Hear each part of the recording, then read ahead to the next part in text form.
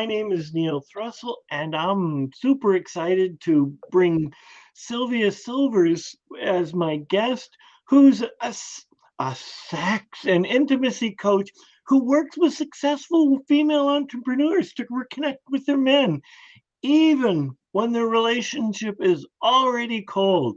Sylvia helps brings couples bring back the juiciness and spark when fire back into the relationship, especially after children. So welcome, Sylvia. Thank you so much, Neil, for inviting me. You are most welcome.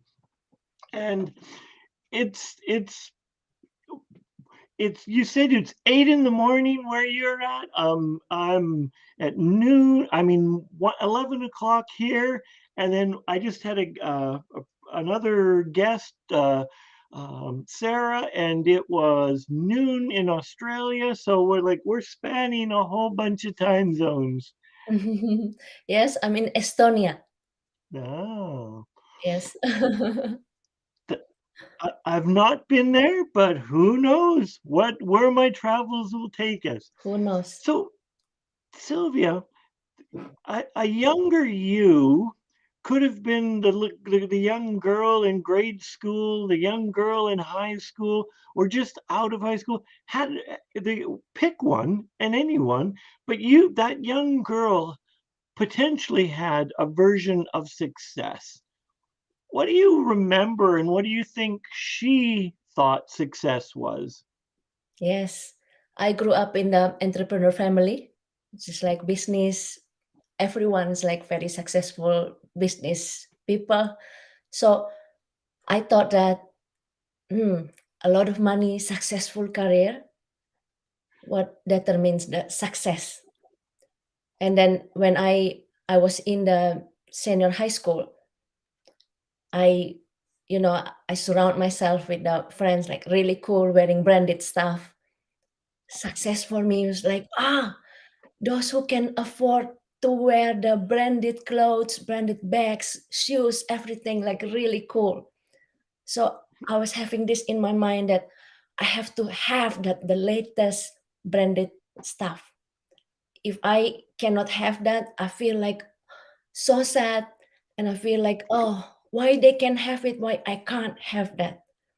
So that was me when I was in senior high school. Yeah. And so then, if we move forward in time to the current Sylvia, who's married, she's living in Estonia. What do you think success, or how would you describe success in now? Yes. um right now I feel like the success is so much more than what I thought it was, especially after I almost lost my marriage because I want to grow my business, like scale the business. I'm so busy about this. Have to have that financial freedom. Have to have that success, career, business, and I went back to myself, getting to know myself so much more. So right now, the more I understand myself, the more I see the clients that come to me. Success is so much more than having a lot of money in your bank account. It's about having those choices and then be able to see the power in your hand to make the best decision to live the life that you desire. So this is success for me because I've seen so many people that I thought they are successful, right? But when it comes to living their dreams, having what they want, they have that limiting belief, especially around money, that I thought like, wow, those people still have that money objection because of money, that they don't want to live the life that they think they want to have. So that's not successful. So right now I feel like, wow, it opened my mind so much, especially when I become a coach, like seeing so many different kind of people, and when those people who's really really willing to chase their success, right? They really commit to it. They will find anything to make it happen. They really commit to it. And then it's really, really, really beautiful to see this kind of people that, oh, they have the choice, and then they know that, the power is in their hand to make Yes. decision. This is success. By saying yes to the opportunity and work hard to get it, this is already one step to success. And I know that money will come by itself anyway. So what I've heard you say in that is, Sylvia, you want me to make choices. You want me, and I'm like, but no, I just want to sit on my couch and I want to watch Netflix and I want to drink my whatever drink. What you're saying is I need to actively make choices? Success is not for everyone, right? It's just like in your book, Neil. I saw that, like, about normal. Yeah. So many people just want to be normal, but those people who's like chasing the success, they're extraordinarian. Like I call it extraordinarian. They want to take that next level, next step, the extra mile to become more than normal. Those who just don't want to have that choices, living just like mediocre life, maybe that success for them. What success that I have in mind, that we have in mind, is not for everyone, and there's nothing we can do to move those parked car if they don't want to move. Absolutely. And I agree. Success, however we define it, is open to everyone. Anyone can achieve it, but not Yes, everyone chooses to move forward because they may not like it. And I love that you're a sex and intimacy coach because everyone could have a fantastic sex and intimacy life, but not everyone chooses to learn about their bodies and themselves and what their partners wants, needs, and are. And that's just an expression of how people are, that they don't want to go and be a better version of themselves. And which then leads me to, you have, I suspect you have mentors, you have people that you see that have achieved, that they've moved from normal to something even more successful. What do you think any one of these successful people are doing that a normal person, the average person who may be stuck in their car, is not doing? yes, I see a lot. My mentors, I got a lot of mentors, and I see the pattern of them when they got that obstacles in their life, the challenges in their life. They ask the question.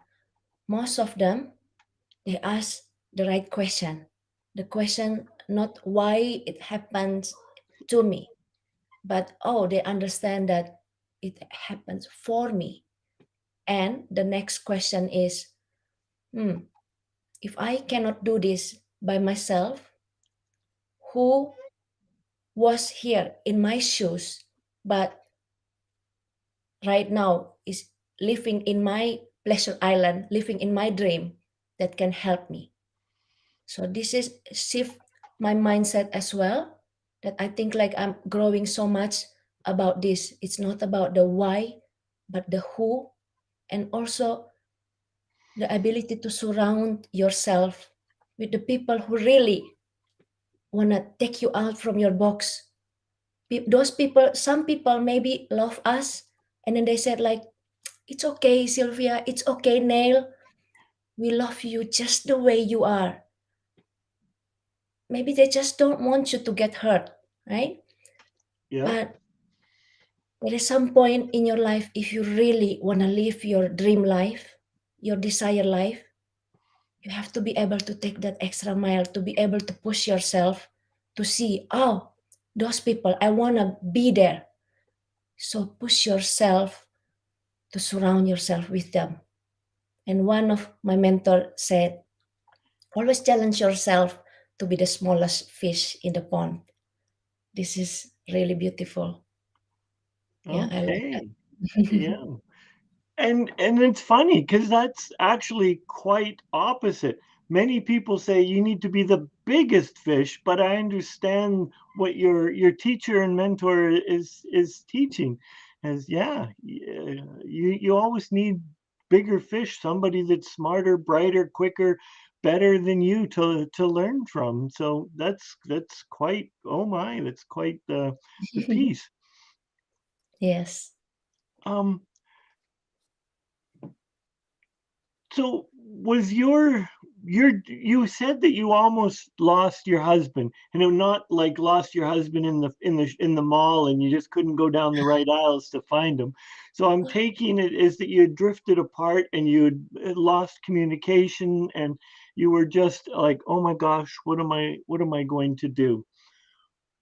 What is Yes. it? What did you do? Because you realized, I'm assuming you realized that, oh, I need to do something. What is it that you did to go back and work on it? Yes. So back then I was really caught up in the have to be successful, a lot of money in the bank account and everything like this, and then caught up in the work, and everything, thinking all about the business. Even when make love, thinking about the business. After make love is talking about business. And sometimes when he asks, okay, it's been so long we didn't have time for physical intimacy, like make love, and I said, not now, not now. Like I have a lot of things to do with the business and also have to talk to clients and a lot of problems with the business that I have to solve it. So by the time I realized that we grow apart so much, even though we become a really good parent to our kids, but our conversation every day is just like ordinary conversation, and we live just like best friend. We are not a lover, and also we talk almost about business. So mostly we become business partner and talking about the kids, talking about the family. That's it. And it becomes so awkward and then grow really apart. And when I realized that, I was thinking like, wow, what all of this for? The cost of I'm doing this if I lose my family. So what's the point? And I realized when I have this struggle in myself, like anxiety and then always angry, um, it's not actually really serving my business as well, because I'm not in that kind of shoes of become in flow and also so creative. So yeah, when I realized that, I went back to myself. I really get to know myself so much more again. What is it that I really want? And getting to know myself.